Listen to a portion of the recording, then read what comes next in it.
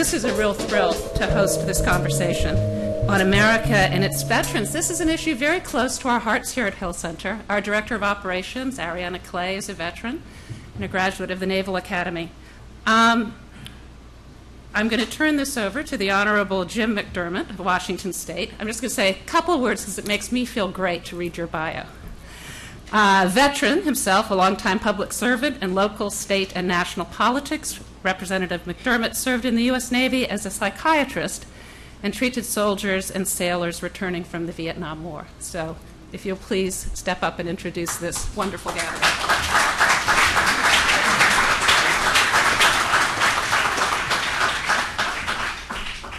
Good evening. We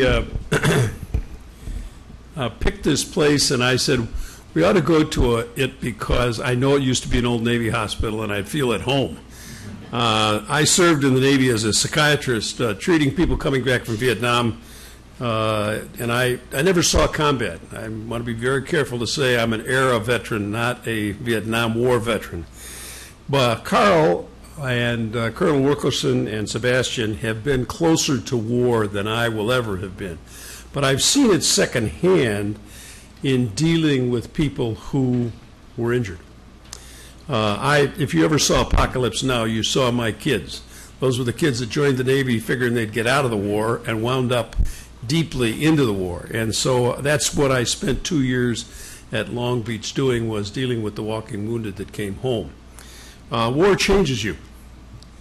And working with these people certainly changed me. I went home, and within 30 days I was filed for the state legislature, and thus I am here today. Since those early days, I've done my best to try and figure out how to minimize the collateral damage of war. Not just the troops that are lost, or the civilian lives, but the living casualties, the injured, the amputees, the broken minds, the hearts, the families, all the people who suffer. It really is a whole societal issue.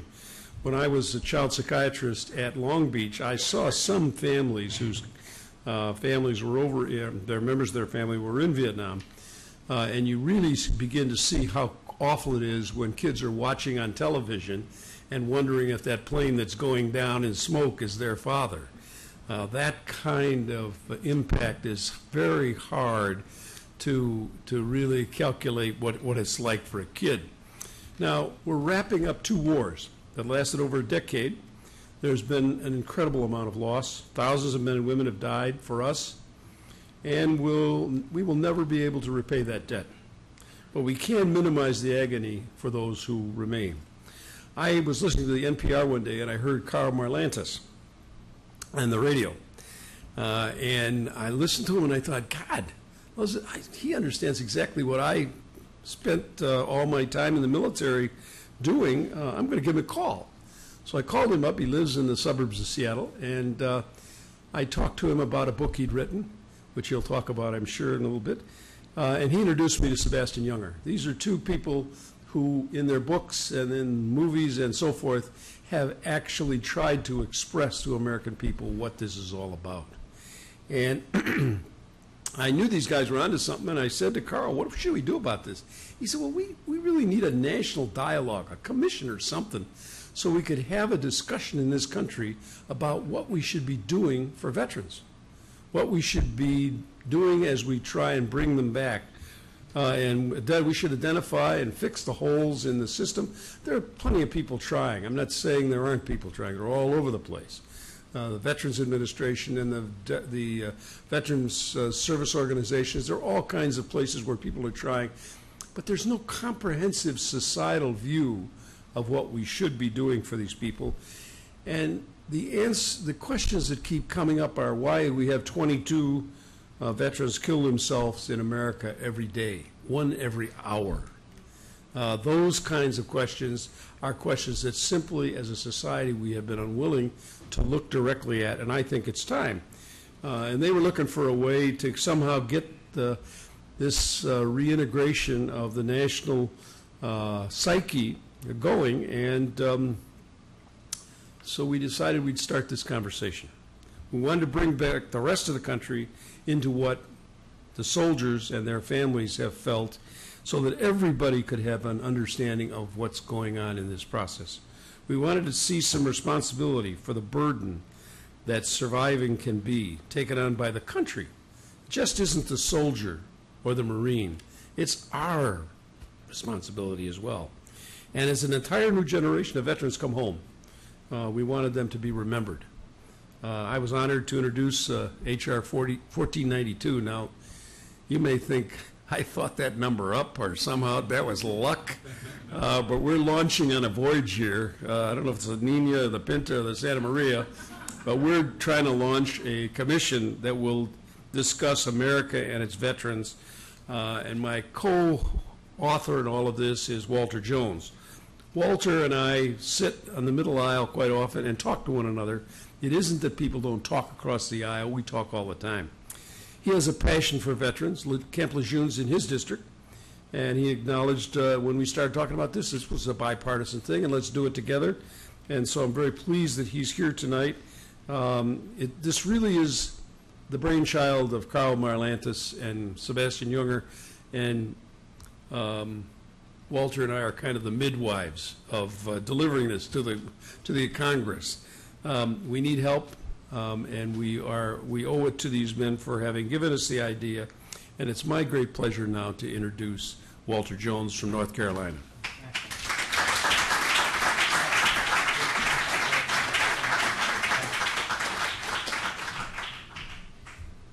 I will be very brief just to make a few comments. I want to thank Jim McDermott for taking the lead on this legislation and those who advised him to say that we must ensure that we never forget those who have given so much for this country. Obviously, those who give their life, there's no way we can make sure that the years ahead will be anything more than they died for our country, and we will never forget them. They died as a young man or young woman. The reason I wanted to join Jim in this, and thank Sebastian and Carl for planting the seed with Jim, and we're going to make this thing become a reality.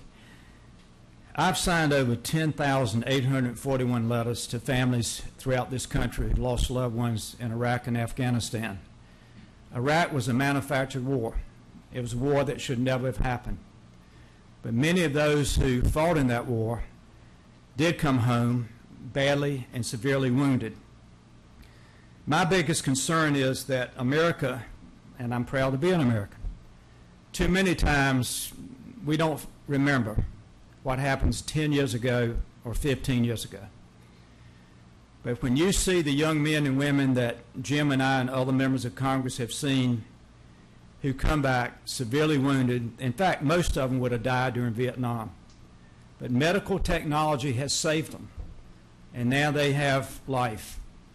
I've actually seen 4 young men at Walter Reed, Bethesda, now it's Walter Reed at Bethesda, who have no body parts below their waist.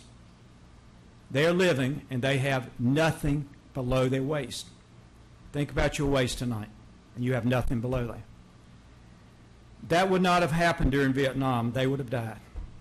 But they're living now, and that was God's will that they would be living. So tonight is going to be an educational opportunity for all of us. But as Jim said, we need your help. I am a Republican. I intend to write every Republican in the House next week with a letter asking them to join in 1492, because there is no way that America will ever keep its promise to the wounded unless we ensure that whoever the president might be 10, 15, 20 years down the road, that he has someone in his office that continues to advise him or her. That we have veterans out there that are having a tough time. And these veterans need their government to care for them and to do what's right. The last point, and then I will conclude. We need for you to contact your member of Congress and email your friends across America and tell them about 1492, the brainchild of Jim McDermott. And there's a Eastern North Carolina Republican who's there with him 100%. Because I don't want to ever look into the face of a young man or young woman and think when I am dead and gone that you'll be out there on the streets or you'll be in some nursing home and nobody will know what you did for this country. That is not America. And what Jim has done is to create a vehicle for success and a vehicle to remind that America will never forget you. Thank you for giving me these few minutes. Thank you for being here tonight, and help us make this a reality for our veterans. Help us to make this a reality for the families of our veterans. The families are trying to take care of the wounded back home. We need a president to say to the veterans and the family, you will never be forgotten. Thank you, Jim McDermott, and I'm delighted to be here, and God bless America. Thank you.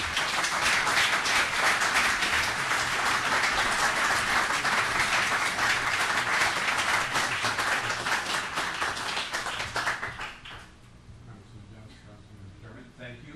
Just a quick word about tonight's program. First, this is going to be a little different than we normally run things.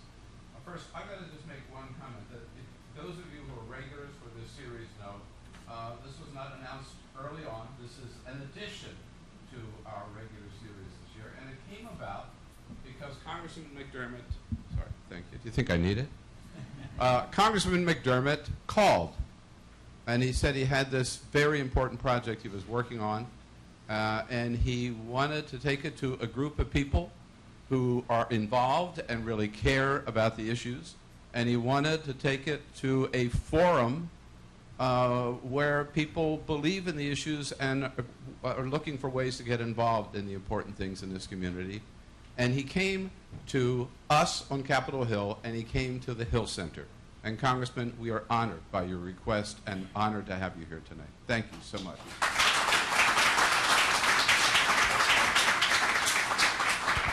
So we're going to start with a quick, a few minutes, about 3 minutes, from a film, an award-winning documentary that Sebastian Junger made called Restrepo, about the war in Afghanistan.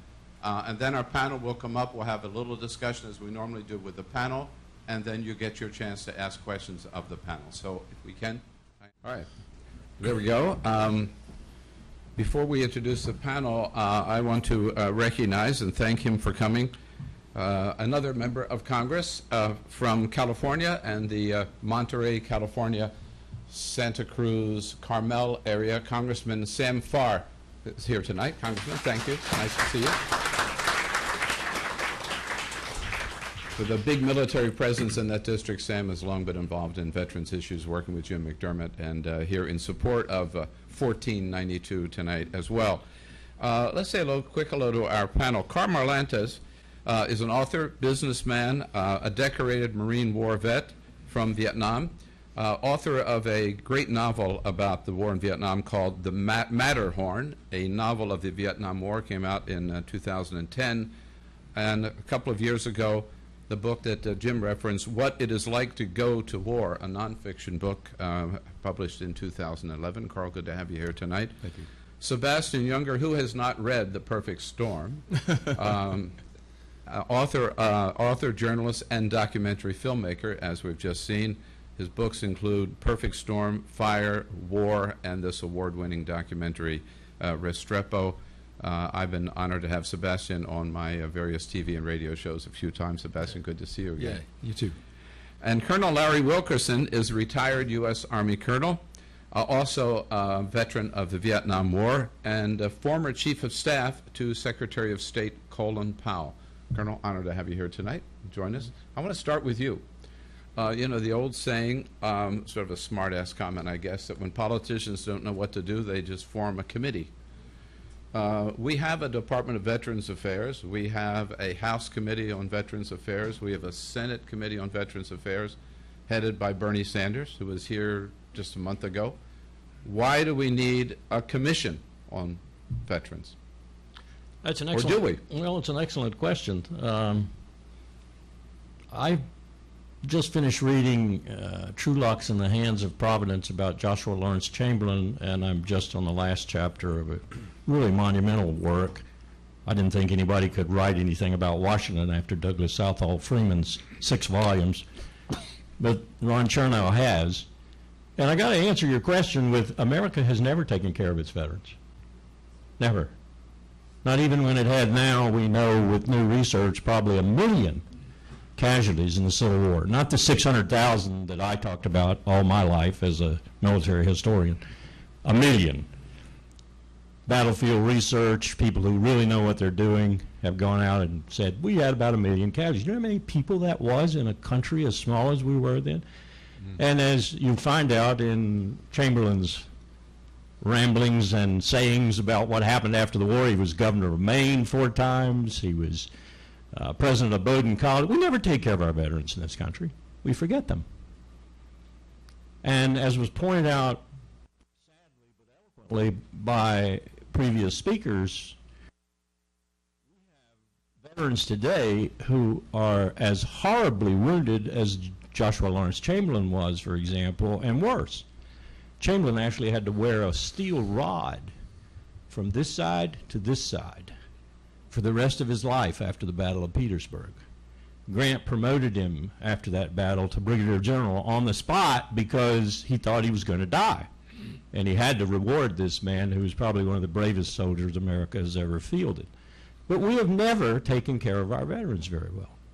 And now we have horrific war wounds. And I don't just mean the kind we typically talk about physical. I mean mental war wounds, because PTSD is as much a wound of war as losing a limb, leg, arm, or whatever.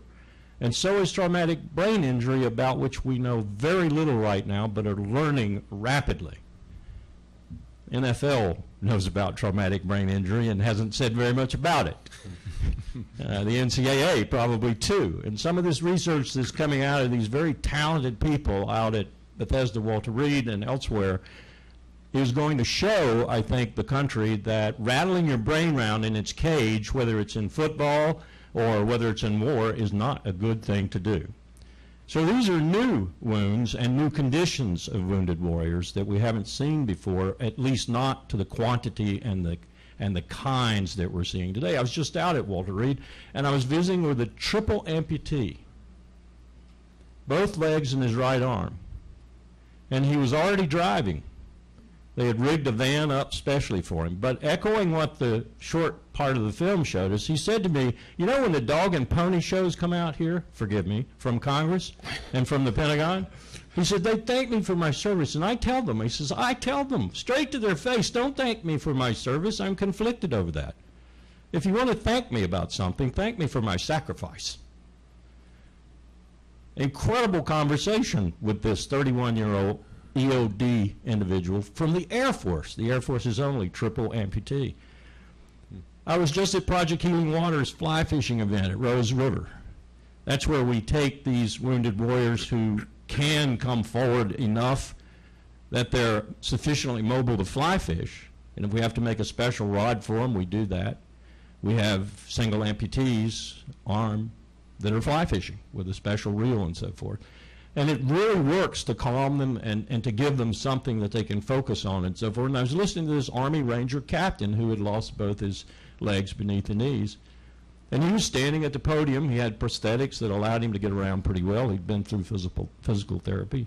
He gave his remarks, and there wasn't a dry eye under that tent at the Rose River. And when he came back to the table, he said to my wife, and I couldn't help but overhearing, you know what I hate most? I hate wars of choice. Wars of choice, echoing Congressman Jones' remarks. And he meant it.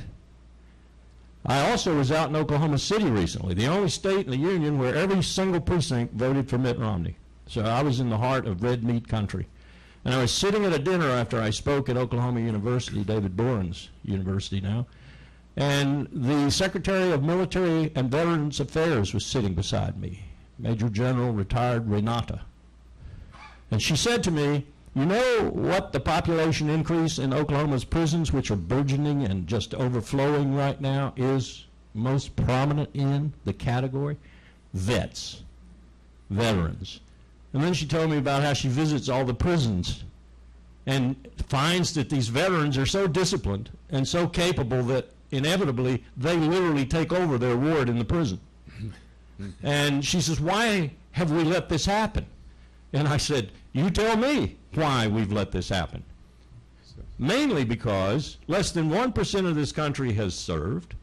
We all think going to the Atlanta airport or wherever and clapping is all we need to do to assuage our guilt over it. Largely, this 1% is socioeconomically determined. I ask my kids at William & Mary, I say, do you think there's a single Marine or soldier in his right mind or her right mind who wouldn't trade places with you at the drop of a pin if they could? And they hang their heads because they know the answer to that question. Yes, they'd be in that seminar. They'd be getting a 4-year degree at America's oldest public university if they could. Let me interrupt if I can just a minute because I Sure. want to give our other panelists a chance here Sure. too. It was your idea. Congressman gave the two of you credit for the idea for this commission, so you must have some thoughts about why it's needed based on your experience. Carl and Sebastian. Sure, yeah. Well, Sebastian and I do a lot of sort of double billings because our books came out at the same time. And like I say, we sort of became the Bobbsey twins. But we started talking a lot because we got to know each other. And what is really going on at a deeper level? I mean, we were trying to struggle with it. And what we think, and the reason that we think this commission is so important, is that there's a growing gap between the civilians and the military and the veterans that has been growing ever since World War II. And we're actually seeking a change in consciousness. This is something that's pretty darn difficult to accomplish in any way, and to do it through a bill in Congress is asking a lot, but we think it's certainly possible. We think we can do it, and this commission idea is to do it. What I like to tell people is you think about a rifle, and the rifle is paid for by taxes that the people pay, and it's built from parts that the people build, and the farmers feed the people that build the parts, and the policymakers decide where the rifle is going to go. The veteran is the one that pulled the trigger. That was the veteran's part of that whole long chain. But when the veteran comes back, and this is what Sebastian and I started to understand, it's as if the veteran was the only one that was responsible for the effects of pulling the trigger. In other words, the country has basically abandoned its sense of responsibility for being at war. And this is something that early, what we like to call primitive tribal people did not experience. When someone went to war, the warrior was part of the culture, was part of the community, and they helped prepare them to go, and they brought them back. The whole community was involved. I mean, if the hunters went off to war, there wasn't any meat coming in. People had to make do. And if you think back to World War II, where people had to, ration gasoline. I mean, they understood. And someone in town, someone they knew, usually it wasn't even a close relative, we were involved in it. And we think that this ever-increasing gap between an understanding that the Republic has been at war and the Republic needs to take responsibility when these veterans come back, that they are our people. They went on our behalf. Yes, they pulled the trigger, but believe me, it's a very small end of a big, long chain. And so the commission idea is to get the American people involved in coming together. It's just the act of even bringing it to them, no matter what they recommend. It's the act of actually reaching out and saying, we as a people, a republic, are going to start to deal with this. Sebastian? Yeah, I mean, I think there's sort of two classes of problems here. One is sort of bureaucratic, like how do we catch up with the backlog? How do we implement policies that help people physically in their lives? And that's a sort of problem of governance, basically. But the other problem is much more amorphous and intangible, and it's almost a problem of consciousness. It's almost a spiritual problem. I'm an atheist. Right? When I say spiritual, I'm using that word very broadly. But I feel that the more the nation takes on a conversation about the moral complexities and the moral burdens of killing, the less the soldiers will have to struggle with those questions privately. And some of those soldiers who struggle with those deep questions that philosophers have struggled with for centuries, some of those soldiers will lose the struggle. And I think one of the things one of the intangibles that we need to do for our soldiers is communicate to them that the war is our war. By the way, that means even if you opposed it. What we have to do is... Unless you evaded your income taxes. Right. And I was completely against the Iraq War. Afghanistan made sense to me. I live in New York, and I understood kind of the rationale for it, initially at least. Iraq did not make sense to me. But I feel, as an American, that the soldiers who served in Iraq and were affected by it and damaged by it, that I need to own that war, and that we all do.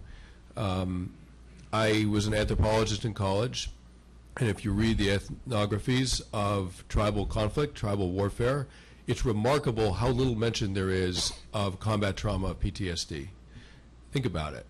This is a society, our society, with hospitals and pharmaceuticals and shrinks and doctors and psychologists and self-help groups and everything else, and we have a crisis of PTSD in this country, an epidemic practically. Tribal societies have none of those things, and there is trauma to war, but the healing happens immediately and within the community. And I think my personal hunch is that the psychological recovery is so quick because, okay, there was 20 guys holding the spears, but the entire community was part of this, invested in it, and would suffer the consequences of it going badly. Everyone would. That, to me, is something we have to strive for, even though we're a complex, industrialized society. Each of you has touched on this indirectly. Let me ask you directly. I think it seems to me that part of what we're grappling is that the challenges and the difficulties and the reality facing today's veterans coming home from Iraq and Afghanistan is quite different from Vietnam, not to mention World War II or World War I. What are the differences that they face today? I'll start with you, Carl, and then work across. Well, first of all, the all-volunteer military, which I call the all-recruited military. Volunteers go down the day after Pearl Harbor. Recruitment is very different. And the fact that because the draft is gone, a broad cross-section of the country is no longer involved. I was at Yale, and there was a giant plaque on the wall, bigger than the walls of this room, with the names of hundreds of dead Yaleys who had died in World War II, World War I. One died in Vietnam, and then they kicked ROTC off the campus. Now, I'd like to say in their behalf that they have just reinstituted it just this last fall. But that is a direction that a republic has to think about. And the fact is that that's a very different climate from the climate that faced veterans coming back from World War II, and even Vietnam in the sense of shared burden, you know. And that was pretty unfair then because college deferments. But, so that's my first guess. Mm-hmm. And Sebastian, you mentioned PTSD and I mean, the whole, the separation, what you're saying, from society-based, most of society, most people are not touched by a son or a daughter or a cousin or something who's in Iraq or Afghanistan, but they're also, you mentioned, Colonel, the severe disabilities that people, and as the Congressman mentioned, living longer, PTSD. So the reality that they're facing when they come back is different. Yeah, I mean, I think they're facing a country that, because it's a relatively small army, they're coming back to a country that isn't emotionally very involved in the war. But I think you can sensitize the country. I mean, when I wrote The Perfect Storm, I used to, it was a tiny tangent here, but I used to work as a climber for tree companies. I took trees down, I was an arborist. I worked 80 feet in the air with a chainsaw, and I hit my leg with a chainsaw. I was pretty badly hurt. And after that, I always wanted to be a writer, right? I thought maybe I'll write a book about dangerous jobs. Because what I wanted to do, not to write about my own injury, but to write about that kind of work, because I felt like there were very dangerous, that the nation depended on people doing very dangerous work that killed them regularly and maimed them regularly, and nobody thought about it, right? And, you know, drilling for oil and logging and commercial fishing, et cetera. After, I don't know if it was because of my book, but after The Perfect Storm came out, now there's one TV series after another about an industry that's very dangerous, like the world's most dangerous catch. There's something about logging. I'm sure there's something about coal mining, God knows what. So, but it is possible to change the consciousness of a nation and get them to value the people they depend on. I mean, why is it why is it that society always values the people they depend on least? You know, I don't they glorify people that they depend on least. Why is that? That can change. That's a real reversal of so we value the Wall Street financiers and the bankers and Movie stars, Hollywood movie stars, NBA players. Yeah, people we could do without. Colonel, what is different today, the different challenges facing veterans today coming home from Iraq and Afghanistan? Well, I agree with what's been said before. I don't agree with your general comment that Vietnam was a lot different. It wasn't. Vietnam really started this process in a huge sort of way. And the lottery itself was a gamble. I mean, think about it for a moment. Yeah. We've never had a fair draft in this country, never in our history. Someone always gets out, whether you're paying it with a slave in the Civil War or whether you're, essentially Dick Cheney getting 5 deferments, someone gets out. So the lottery just made it, like, oh, this is a gamble. Let's see if my number came up. And what Karl said and what Sebastian said echoes in my mind with resonance with regard to the alienation of the country from the military, from the armed forces. But we have to come back, I think, to something pretty basic. It's not just the tribal society ethic of vulnerability of the whole community. That's part of it, but part of it is also just war. Part of it is also you feel like, as a nation and as a military, that you're fighting in a just conflict, one that might not be existential, that would be better if it were, but one that could be, or has the potential to be. And it's serious stuff.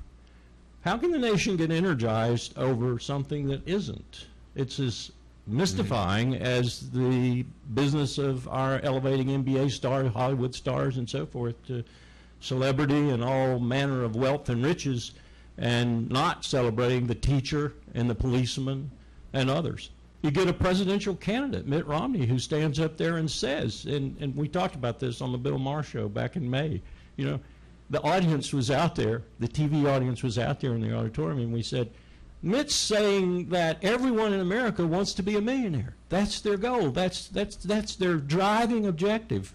That's their American dream. That's bullshit. Teachers don't want to be millionaires. Policeman, my son-in-law, doesn't want to be a millionaire. My son's in the Air Force. He doesn't want to be a millionaire. This is not the driving motive of most Americans. So there's a huge disconnect here. And I think that societal disconnect has something to do with what was just explained very well. Sebastian, what's the number one challenge? What's the number one need for veterans coming home? Is it a job? Is it medical care? Is it? And where are we falling short? I don't think you can rank essential human needs because they're essential. You know what I mean? Like it's a sort of bundle of things. I think you need to figure out how to replace the meaningfulness of combat, and by that I mean you're in a and I wasn't a soldier, but I was a journalist, and I was with soldiers quite a lot. You're in a squad, you're in a platoon, and everyone depends on each other, and that gives you an incredible sense of meaning. Now imagine how hard it is to come home, and not only are you not an essential part of a small group, you can't even get a job. I mean, that just annihilates your self-worth. I think you need efficient access to psychological and medical support, which isn't really happening right now. Hopefully it will. And finally, I think you do need to have the feeling that the country is owning what they sent you off to do. And it's an intangible, but I think it's as important as the other two. Today's needs, Karl. Well, I think the starters would be, I would be really happy if the country figured out that it wasn't football. You come back and people are cheering and yay, this is great, and the people that have been doing the killing, they just understand that is just really off base. I mean, I think that you have to come back to a country that says, we know that you have been doing tough and sorrowful work. This is not what we cheer about. I mean, it's like, you've got a surgeon and somebody's got a gangrene in the leg, and so the surgeon has to amputate the leg. Do you cheer when the surgeon finishes his job? This is the kind of work we ask warriors to do. This is not football. And I think that until we get a change of consciousness about these kids coming back and saying, we get it. We understand what you were doing over there. It isn't something we're going to cheer about. It's something we're going to thank you for. But that's you thank the surgeon. You don't cheer. I think that'd be a big change. Mm-hmm. Harry? From what I've seen at Project Healing Waters, a meaningful prospect for the rest of their life, however long that might be. Watching a captain, badly wounded lance corporal, and a badly wounded and certainly PTSD wounded Army Staff Sergeant fly fish, and watching the contentment that came over them with the focus on the water, the fly, which incidentally they had tied themselves, having been trained to do it, was like a miracle. I mean, they actually said afterwards that for them, that prospect, looking forward to being able to do that again and having companions with whom to do it, and an entourage of people who were helping them and supporting them to do it, was life-saving. Let me ask one final question, and then we will open up here to the audience in the time that we have left. I was struck, and I've read this number of books. I knew about the problem. I didn't know it was as serious as it was until Congressman McDermott pointed out 22 suicides of veterans from Iraq and Afghanistan. I think it's all day. veterans. It's all veterans. All veterans. All veterans. Yeah. 22 a day. Why, and what can we do about that? Oh, well, that is the question, isn't it? I mean, it's like we don't know yet. I mean, it's like we've got 18 jillion different programs, but hello, we're at 22 a day, and that is a rising number. It used to be like 12, and then it used to be close to 0. So we don't really know the answer, but I do think that the basic answer is that we have to quit dodging around the fundamental issues about meaning and about despair and about spirituality and morality. Those are things that we never touch. I mean, it's like, yeah, we touch it sometimes in church groups, or we touch it in veterans groups, but in terms of the society in general, we just back off. And until we start to own it and take it on, these are deep things. And I think that the idea of why people end their lives is so complex, but I think until you actually start talking about the basics of why they're ending their lives, and not talking about, well, they didn't get any meds that day or something like that. I mean, it's like, it is deeper than that, and we've got to start getting honest about wrestling with what are the deep issues, which ones can we pinpoint. We don't know. If we did, we'd have the problem solved. Is this a new phenomenon, Larry? Well, if you look at World War I in particular, and you look at Germany and Britain and France, no, it's not a new phenomenon, but for us it is, and so it is new. I identify with the remarks that were just made, plus we have, I say we, a group of us connected with Trout Unlimited, with the Bethesda Medical Complex, with the new neurology complex they have out there. We've been looking at this, and literally dozens of reasons come forward for these suicides. Everything from, in particular, everything from the medical cocktail that some of them may be given at a time that's critical and it increases their depression rather than alleviating it, to, on the other hand, some of the recruiting tactics that were used, and it was mentioned, the all-recruited Army, all-recruited Marine Corps for a long time, in order to get people into the service who perhaps were not physically and psychologically able to cope with the challenges they met once they got to the battlefield. I mean, it was a whole range of reasons, which is one reason it's so difficult to deal with, because there's so many complex angles to this. But I think a huge part of it, too, is not having any prospects. Why did we have Tunisia? Why did we have Egypt? Why do we have Syria in brutal civil war right now?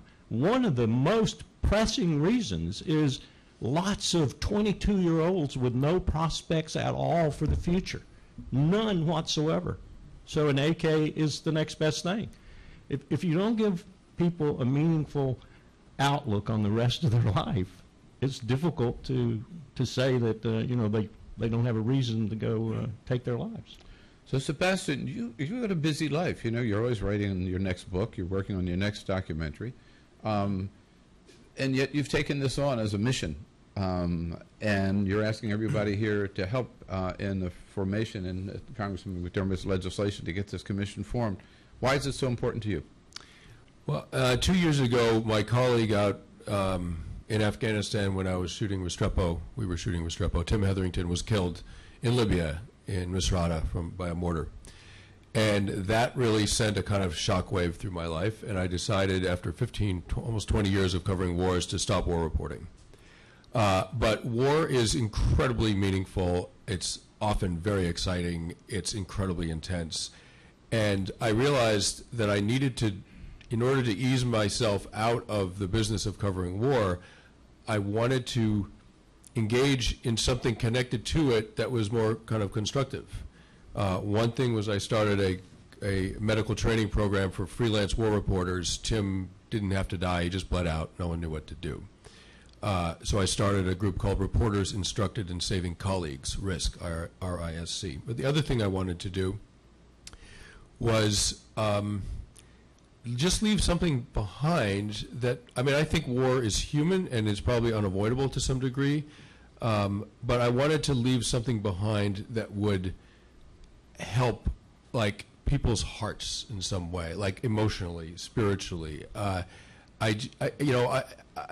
realized that I have made my living, after I stopped doing tree work, entirely writing about stories where people died. People had to die for me to have something to write about.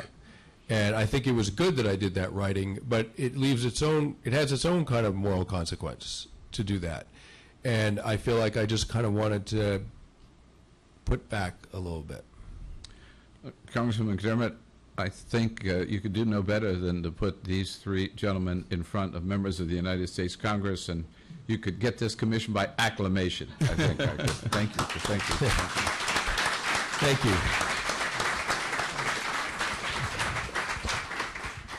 Diana has the microphone for any of you in the audience. Just raise your hand, please, and we'll... yes. Yeah, please just, you might just say a quick word about who you are and ask your question, please. Yes.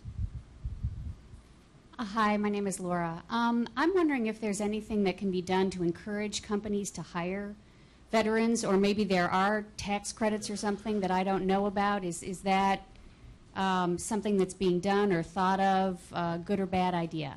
Mm-hmm. Okay. Well, Anyone? I can speak to the things that have been happening around me in the last year. It got started with Project Healing Waters and looking at IAVA, Paul Reichoff's group, which is probably the largest Iraq-Afghan veterans group right now, and also my work with the Vietnam Veterans Memorial Foundation and the Education Center at the Wall. And we've been going all across the country to companies like Royal Dutch Shell on the big end, and to small companies all across the states, and saying, this is how we will help you identify vets. We'll match their capabilities, their talents, their resume, if you will, with your job opening. And by the way, these guys are really good and gals are really good. It's been fairly successful in some cases. It's been not so successful in others. We're still working on it.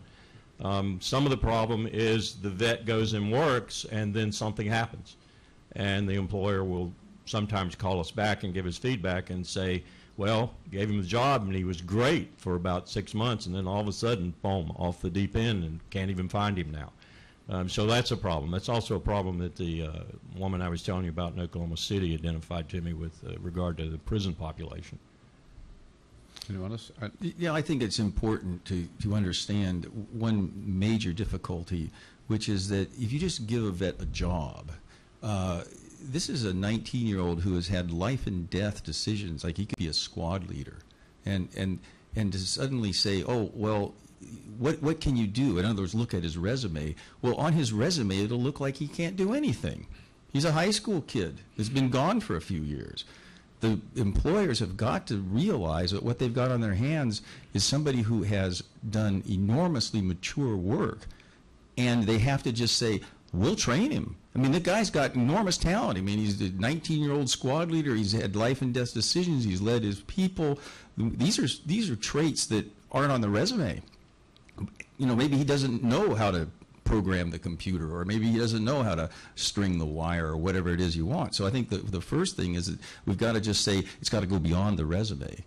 And I think that that there probably are a lot of ways that we can help. I mean, there can be job fairs where people show up and say, "I've got 7 openings." Not, "I'm here to tell you that we do hire people." 7 openings to fill. How do you get that done? I think there should be ways that the government can actually help with that. I mean, why isn't the VA involved in that? I mean, right. Things like that. I can't speak to how effective it has been, but as a member of the White House press corps, I've been to several events where the First Lady and Dr. Joe Biden have made this a big priority.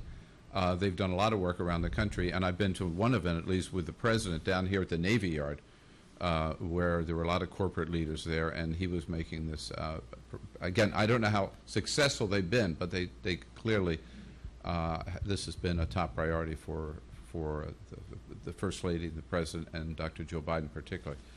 Yes. Mr. Plant, my name is Skip Dreps, and I flew out here from Seattle, Washington today to be here tonight for this conference for a specific reason, because I had a question for Karl that I wanted to ask him in public so he can answer this, because, Karl, I've already talked to Sebastian, I got his answer. If this is your brainchild, and I'm supporting it, I want to make sure I'm right about this.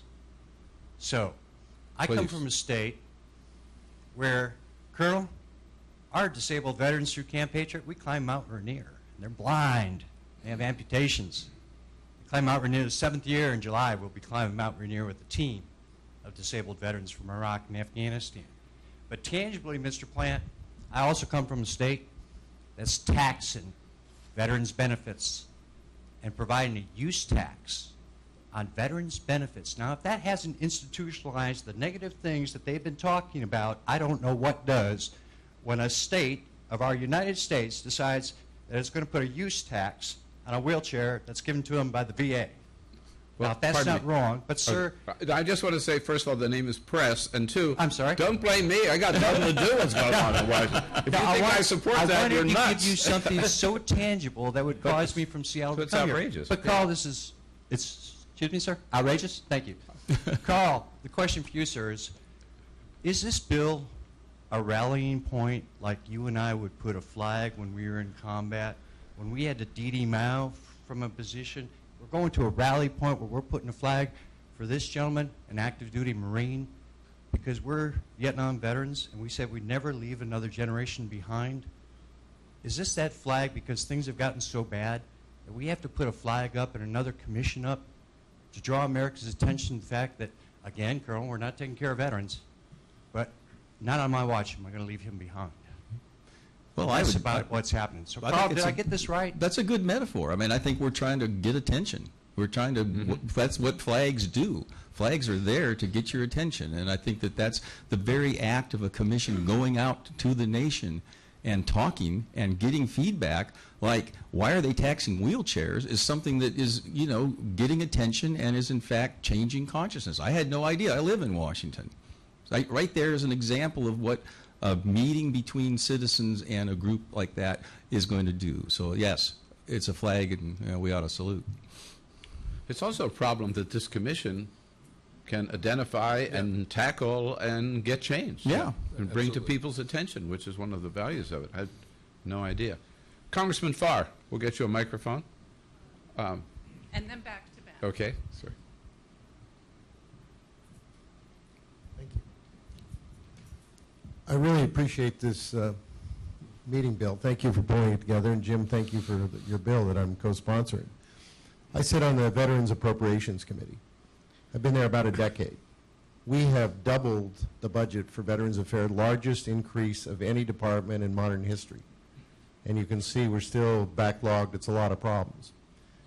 My opinion of what's missing, and I love this dialogue of this responsibility, of community responsibility, is that we have created all the silos for veterans to stay in this federal system.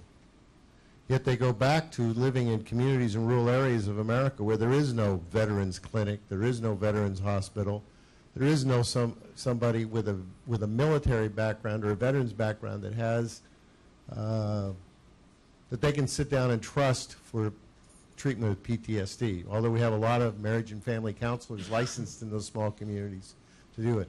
I think we need to break through this federal silo and have these communities, and I'd be interested in how we might do that, of accepting these responsibilities so that you really integrate the veteran back into that community. There is a program that's being developed, it's on the internet, called, and it's Bruce Bronson, a former chair of the California Assembly Health Committee, who realized that as the chair of that committee, he knew everything about every health issue in America, in California. But that should be what patients know, not what politicians know.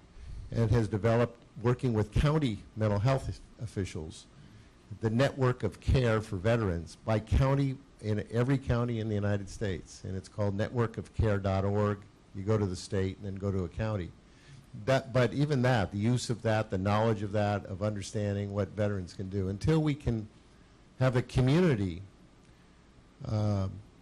as our public schools are, our community colleges are, feeling as comfortable as they can to get into those systems, until the veteran knows that that community accepts them and can train them and deal with their mental health issues, I don't think we'll succeed, because as long as we just keep them in silos, and the silos break down for lack of money and backlogs and things like that. Our nation has not accepted, as you've said, the responsibility for veterans. We've left it up to the federal government. With that comment, general agreement? Agree. All right. I agree. Amen. But again, Sam, I think, Congressman, we've only been friends for 40 years, so we can call each other by our first name. It shows, again, I think, the importance of a commission like this and a national dialogue on these issues, and how to integrate that and how to bring it down to the community level, which you've all been working on. Yes, sir. My difficulty as a veteran is you sign up when you're young and you think you're going to be fighting for these ideals, and you end up in some ways even becoming a monster yourself on certain levels, and fighting in a war. I was in Iraq, which didn't need to happen, and was a real failure of our Constitution. And so you come home and you analyze this every day, and the hardest part is the abdication of our country, our government, from doing that. Bush wasn't going to second guess himself, and then Obama says we're going to look forward, not backward. And sometimes I worry that this focus on veterans takes away from a focus on how do we fix the broken system that got them to where they are. Not just the veteran system, but our way of going to war, how we start it, how we end it, how we fight it. And so would this commission add to that national dialogue we need to have of how did we get into these wars? Did we fight them true to our ideals? And how do we structure ourselves so that the mistakes don't happen again? Larry, you probably, amen. Colonel, you probably have the most direct experience, being Chief of Staff to Secretary of State, who was outspoken about the war. I think he's challenging us to look at not just Veterans Affairs, but the entire political process, which is a tall order here. Yeah, well, don't get me started. I'm trying to. I want to relate it to what we're doing here. And I do think that there is the potential, as a side effect, if you will, of something like this dialogue about veterans in a more encompassing, come here American and listen to me way, could have a positive impact on what you're talking about. I think the greatest problem we have in this country today, and if you haven't read Rachel Maddow's book, Drift, you should.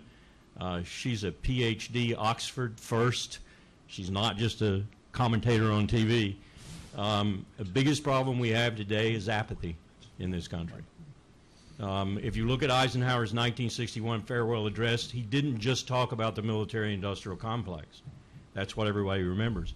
He talked about the need for, and this is a quote, an alert and knowledgeable citizenry to offset all these powers that we've built up since World War II. We built the national security state.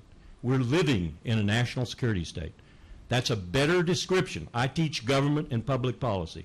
That's a better description of America today than a democratic federal republic. If the citizenry of this country doesn't awaken to that fact and do something about it, I hesitate to say what our future is going to consist of. I'd like to just say that the idea of the commission is being demonstrated right now. That's the kind of stuff that we're going to listen to and we're going to hear. I want to reiterate, the commission is not about whether a certain war was right or a certain war was wrong. The commission is about our attitude toward how we take responsibility about whichever wars we're fighting. And if through the commission people come up with ideas about how we might change the way we look at things and go down the road from here, that's fair game. But I do want to say that we have a real problem, because the minute you start talking about killing, you almost automatically start talking politics, and we don't want that to be the case. I mean, that has been going on for decades, and we see where we are. We need to get beyond that. And so it looks like this process works, and we just got to remember that the process isn't about deciding whether some past action was, whether you agreed with it or disagreed with it. That's not where we're at. Sebastian, you alluded to his comments a little earlier in your own comments about this fundamental question about how we go to war and who decides and where we go to war. And well, Carl's being a little shy about an idea that he's mentioned before, which I'll just throw it out. I mean, he's brought up in conversations that we've had the last couple of days, war tax. I mean, as Carl says, we went to war with money borrowed from China. Suppose we had to go to war with money raised with a war tax. That would alert the population. It would and it would invest them in the war. Yeah. Every April 15th, they'd see X $1,000s on their tax bill and say, "Oh, I know what that's for. Do I really want that to happen next year?" I mean, right now, you know, it's not. We're treating the citizens like children. Well, don't worry about it. Go shopping. We'll borrow it from the Chinese. Don't worry. You know, your kids will pay for it someday, right? You know, I mean, that's treating the citizens like children. I mean, if you treat them like children, they'll behave like children. You know, it's just the way. You know, I have 5 kids. I understand this one. Treat them like adults, and they actually sometimes will surprise you. Come around. Let me quickly add to that very good comment that if you don't enact that tax very soon, they're going to have another war in Western Asia without a tax. Well, indeed. Thank you, ma'am. Dana? Yeah, good evening, gentlemen. My name's Kurt Sanger. I'm a major in the United States Marine Corps and an instructor at Marine Corps University down in Quantico right now. And I'm right now writing an article on the need for the service members to engage with the public in America the same way we've gone out of our way to do in Iraq and Afghanistan with those key leader engagements and working with and mentoring civilians over there. We need to do it here. I'm going to have to rewrite it in light of what I've seen tonight. Thanks for nothing. But anyway, no, I do have a question for Mr. Marlantes. I read your book over a year ago, and I'm not sure if I have it right, but I recall you engaged in a ceremony at some point where you said some demons were released. Right. Okay. Are you familiar with the video of the New Zealand Armed Forces engaging in a haka? No. Would you know it, Mr. Younger? I haven't heard about that. No, tell us. It's an incredibly cathartic. If you've ever seen a rugby match that includes the New Zealand rugby team doing their little dance, it's like that, but far more emotional. And I'm reading the text of H.R. 1492 suggesting ceremonies and events to be held throughout the United States. I was wondering if you two had ever engaged in something of the Iraq and Afghan veterans that had that kind of same emotional cathartic effect that you engaged in, and if communities of civilians had joined in any of those ceremonies. What's that word again that you said? Haka. It's Maori, right? Yeah. Dance and song. Tribal society. Yeah. No, I mean, I think if I could just respond quickly, I mean, if Carl and I are not going to be picking the people who are on the commission, it wouldn't be appropriate. But if we could suggest some people, one of the things I would suggest is an anthropologist to do a cross-cultural study of how tribal societies or organic societies deal with combat trauma. How do they prepare people to go out and risk their lives and kill, and then how do they bring them back? How do they bring them home emotionally, psychologically? Warfare has been part of the human experience for 50,000 years. I think tribal societies have figured out how to do it. And one of the things I would hope that this anthropologist would encounter something like the ritual you described and bring that back to the commission and say, here's an idea, it seems to work pretty well. Excellent. And let's, one question up front here, Diana, and make this the last question. And Congressman, we'll let you wrap up tonight. Yes. My name is Dennis Shaw. I'm a graduate of the NCO Academy, Fort Benning, Georgia. I was drafted at age 25. I spent 10 months, 26 days helping us lose the Southeast Asia War Games. I've been home 40 years, and I'm very disappointed in this conversation. I strongly recommend that if you set up this commission, do not assume that talk works. Do not assume that talk therapy is therapeutic or efficacious for veterans. It's amazing to be here for an hour and a half and not hear anyone mention the word grief. If we do not address the need for helping soldiers grieve their losses, we'll keep going around in circles. I have a grandson in Afghanistan now, who's in his second tour, and he will have more extraordinary problems when he comes home. I strongly suggest you review the hero journey, because the hero journey is not complete until the hero comes home to the community and he tells his story and he is listened to. And I strongly recommend that you talk to veterans before you decide with your great expertise and your education what is best for us. It's amazing that in the commission you'll have politicians and you'll have journalists and you'll have famous commentators.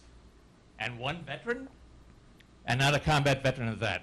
Well, thank you for your time. And I hope you'll think through this a great deal more than you already have. In the interest of the facts, you're entitled to your opinion. In the interest of the facts, if I have my facts correct, Karl is a combat veteran. Larry is a veteran. Jim is a veteran. And they have been listening to veterans, and that's the entire point of this commission, is to listen to veterans as to what their needs are and to serve their needs. So thank you for your comment. Jim, please. I think we'd all like to thank Congressman Jim McDermott for the leadership that he has shown in putting forth this idea, for bringing this panel together tonight, and for bringing it here to the Hill Center. And Congressman, wrap it up for us tonight by telling us how we can help. Please. I want to first ask a question. Okay, you may do that too. Prodding me to get up. I had some conversations with Sebastian and Karl, and what I feel as I listen to this is the need for us to reach out to the veterans and take them back in our arms. And you described anthropologically some of the things that Native Americans have done or that the samurai do. I think people need to have examples in their mind about how it would look like. The haka is not a bad idea. I mean, it's another idea. But I'd like you to talk a little bit about that, because I think we all go away from something like this and wonder, well, what the hell can we do? Well, it is a matter of reaching out and taking them to us, not just putting a bumper strip on our bumper or a yellow ribbon around a tree. That doesn't do anything. What really is taking them back and letting their story be told. That somebody listens to them. Yeah, I mean, I think one of the tricks would be if we do get wisdom from traditional societies about this. I mean, we use medicinal plants and we've incorporated those into modern pharmaceuticals. I think we can do the same thing with culture. The trick will be, how do you take something that's appropriate for a community of 40 or 50 people and translate it into a modern industrial society as complex as ours? I don't know what the answer is, so I don't know if you just simply have everyone go through a sweat lodge, if that really is appropriate or would work. mainly what we're trying to do is to get people to think way outside of the box. I don't know what the answers are. That's why we want a commission, is to sort of explore that. I can tell you that people, the soldiers that I was with in Afghanistan, they seem on their own, quite organically, to kind of come up with some of their own solutions. There was an initiation rite. Restrepo was a very special place. There was a lot of violence, a lot of combat there. And the soldiers understood that intuitively. There was a ceremony, an initiation rite when you got there as a soldier. When you got there, and then there was another initiation or ceremony that released you from there when you went on leave. And when you came back, you were brought back in. It was a little bit painful and tremendously meaningful and entirely voluntary. If you didn't volunteer for it, you weren't part of the platoon, you wouldn't stay there very long. And it had an enormous, it was enormously powerful and effective. So these are 18, 19-year-old, 20-year-old guys. They're not anthropologists. They have no idea what an initiation rite is, right? They came up with this on their own because they had a psychological need for it. I think if the commission starts to think in those terms and leaves the members leave their minds open to that kind of thing, we can get incredibly creative in how we heal the nation and the veterans. I'd like to just pitch in here. One of the things that is so difficult about being civilians and trying to help veterans reintegrate is that we get frightened. We just had a very angry veteran who was talking to us, and our first tendency is to dismiss it. Okay? It's like, well, he's angry. Well, he's angry. Okay, now what? Let's see if we can talk to him.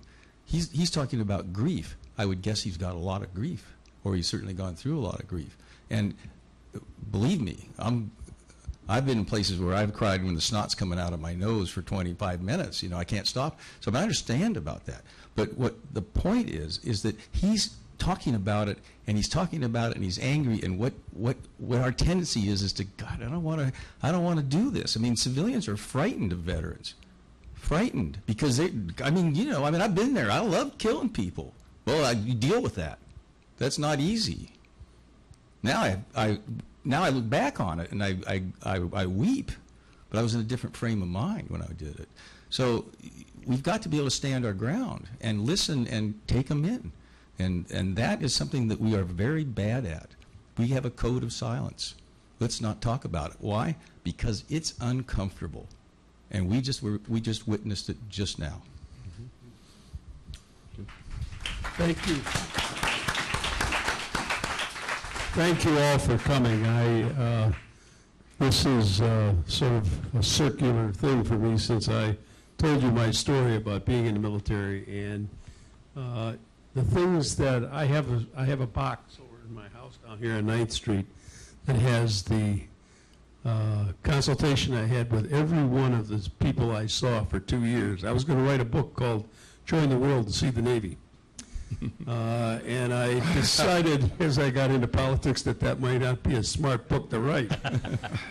But those stories are still with me. I had my own experience, just one story to quit. I was in my clinic in Long Beach, and there was this corpsman, and he didn't seem to be acting very well, and he wasn't treating people very well, and so I finally said to him, hey, come in here and sit down and tell me what's going on. And then he proceeded to tell me that he arrived in Vietnam in Tet, the very beginning of the war, with a Marine company. He was out in the field, pinned down, 150 Marines all around him, yelling, Corpsman, Corpsman, Corpsman, I'm hit, I'm hit, I'm hit. If he put his head up, he would have been killed. So he laid there, and 100 people died. And people come back with those stories buried inside them. And unless somebody says, hey, come here, sit down, tell me about it, it doesn't happen. They're not going to come to the dinner table or the dining room table at Christmas time and say, oh, I want to tell you a story about my experience. And I think that's what Karl was just saying about this gentleman and his feelings. Those feelings are buried inside people all the time. I go to a coffee shop in Seattle, and they wrote, I was going to do a comment on a play that's around called Black Watch, which is a Black Watch regiment that was sent in from the south of Iraq up to the middle and got just decimated. They were replacing 900, Scots were replacing 15,000 Americans, and they just got beat to pieces. And that guy read, this guy at a coffee shop read this story and said, I see you're going to make some comments. He said, what are you going to talk about? I said, are you a vet? Because he's got hair my color. He said, yeah. And then he told me for 30 minutes all of what he went through. Not all, a piece of it. You can find it individually. You can reach out and get people. We want to make it a national thing to do so that everybody will reach out to veterans and get them to tell the story so that we can share the grief, because it is grief. All of them hated the killing they had to do. Thank you all for coming. Thank you, Congressman. Thank you. And thanks for